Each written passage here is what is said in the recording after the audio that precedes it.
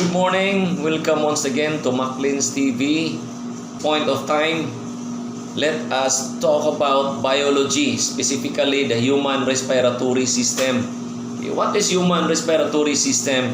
Or what is respiratory system?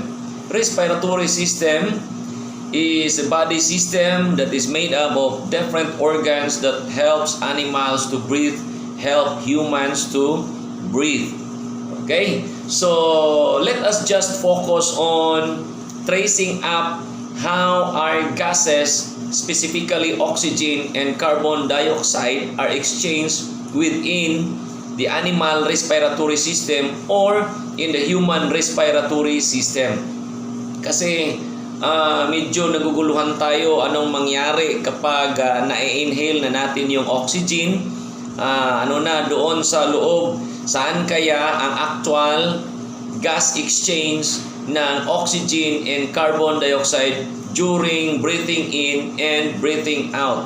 We learned that oxygen is very vital in our existence because it is delivered along with the different nutrients in the circulatory system to supply our cells with energy, and of course the oxygen in order to burn this energy. Now, how does really this oxygen is transported to all parts of the body, and before it is being transported, how does this oxygen and carbon dioxide exchanges within the human respiratory system? Okay, so what are the parts of the human respiratory system? Of course, you have the nose, then you have the nasal passages, you have the trachea, you have the bronchi, the bronchioles, and the alveoli. So here, I made a very simple illustration how our gases are in the breathing in and breathing out process.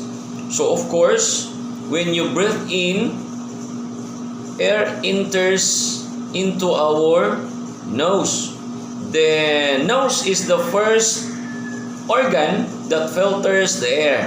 Then after filtering the air, it will pass through the nasal passages where air is being moistened, binigyan ng maikling moisture, then binigyan ng maikling init, and it is where finally the air is being cleaned, okay, in the nasal passages. After the nasal passages, the air passes through the trachea, the hollow tube, or considered or also known as the windpipe.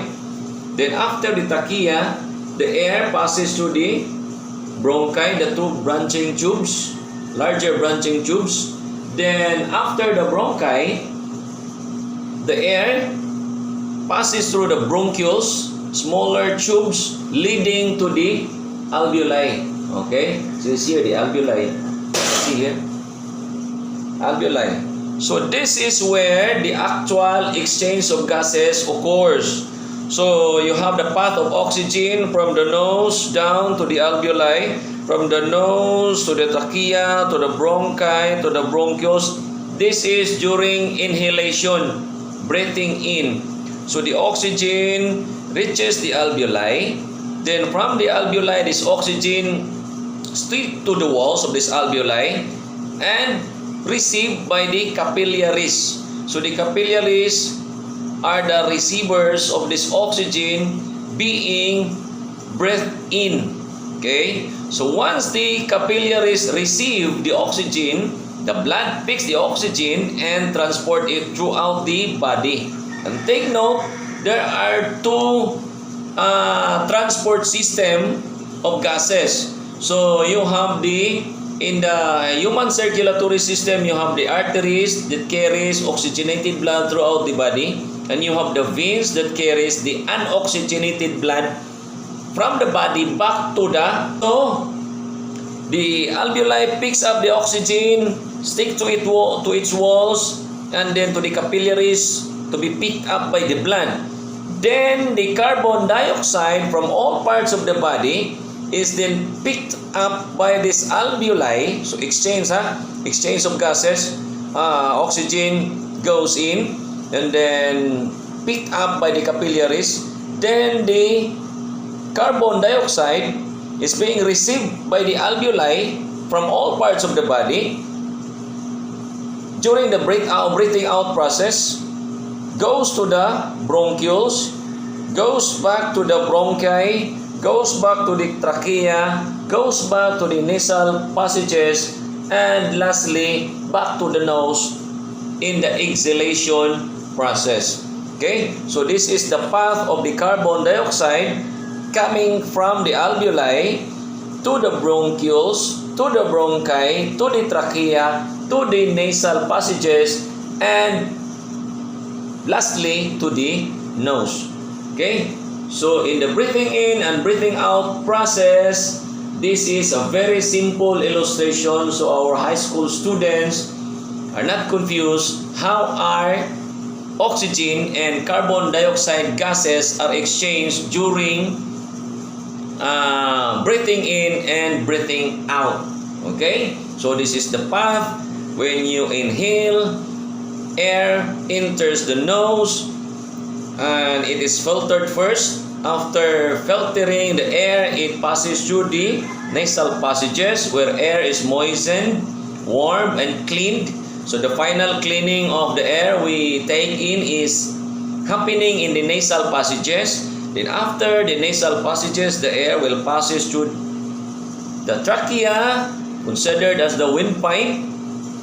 And after passing the trachea, it goes to the bronchi, then to the bronchioles, smaller branches in the lungs, then lastly to the alveoli, the tiny air sacs found in our lungs or in the lung of every living organism, specifically animals. Okay?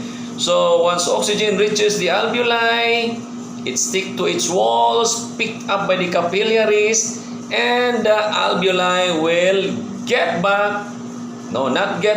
will receive the carbon dioxide, which is being carried by the blood from all parts of the body, because carbon dioxide is not needed by our body, no? It is considered as the waste product during respiration. So this carbon dioxide will go to the bronchioles in the breathing out process. Carbon dioxide here goes to the bronchi, the two branching tubes, goes to the trachea, to the nasal passages, and then out in the nose. Okay?